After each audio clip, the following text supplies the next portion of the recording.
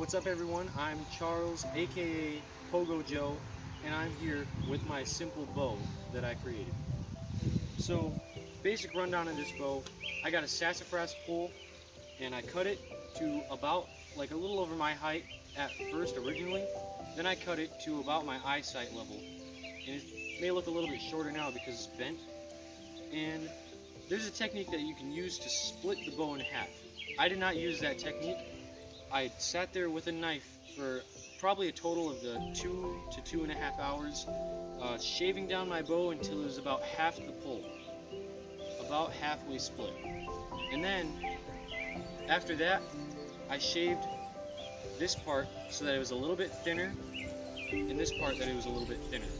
And then I made my notches for my paracord so that I could string the bow. Once I thought it was flexible enough and thin enough, I sanded it down and then I strung the bow. And the way I string the bow is I put it, let's see if I can remember, like this. And then I took it and I bent it over like this over my thigh. So then you bend it over and I tied the string on it and the bow was basically complete at that point. I just put a small divot right here so that I know about where the middle of the bow is, so I know where to release the arrow from. And that's the basic construction of the bow. I use a saw, a hand saw to cut it to the correct length that I need it to be. And then I use a knife to shave it down, and then I use sandpaper to sand it. And that's about it for the bow. Now for the arrows, this was the first one I created. These were made from saplings. I found saplings that were about as straight as I could find them. And I cut them to about half. This one is a little less, but about half the length of the bow from string end to string end. That's the ideal length, is what I've learned.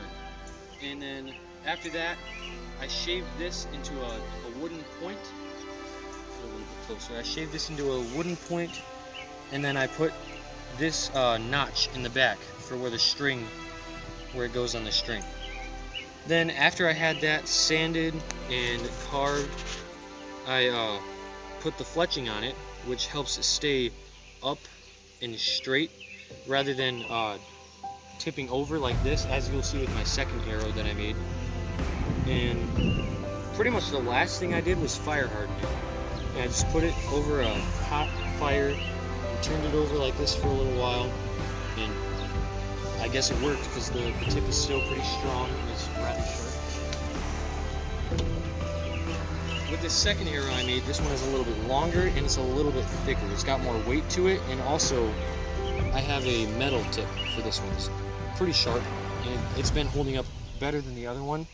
The way I did this is I took a can, actually a tin can, and I folded everything over until it was like about a triangle shape like this, and then I tried to get it as round as I could so it could go in, and I carved the tip out of this sapling and I put it in, I shoved it in, and I glued it.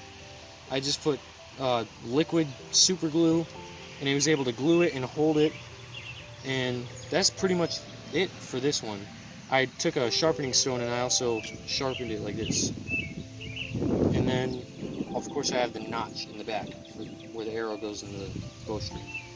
This one does not have fletching, but one thing that I would definitely do differently next time, or would add to this, is make fletching for it, because this one flies a little bit crazier than the other one, because it doesn't have fletching. And it's heavy. So for the arrow construction, I used a saw to cut them, can opener, not can opener, but a can lid for the metal tip, feathers for the fletching, and wax string to tie the fletching, and then super glue to glue the tip, and a shaver, a wood shaver to peel the bark off, and sandpaper to sand it down, and also a saw, a hand saw to make the notches. Seems like there's more work involved here, but let's see how this shoots. I haven't shot it in a minute.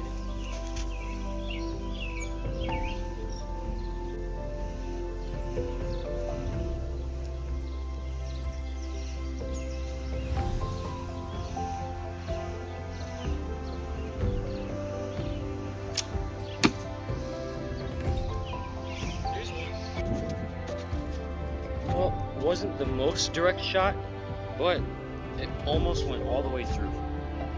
You see, the tip was like right here. That was with the wooden one. I'm gonna try one with the metal now. Here's the metal tip one.